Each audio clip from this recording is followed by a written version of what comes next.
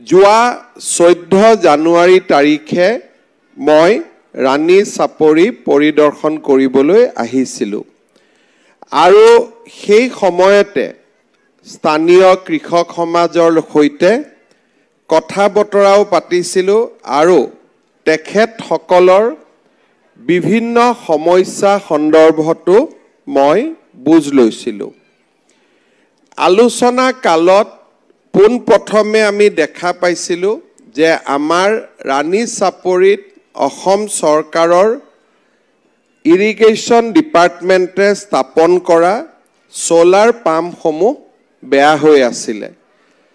তৎকালীনভাৱে সোলাৰ পাম্পকেইটা মেৰামতি কৰি দিয়াৰ বাবে মই আমাৰ মন্ত্ৰী অশোক সিংঘাল ডাঙৰীয়াক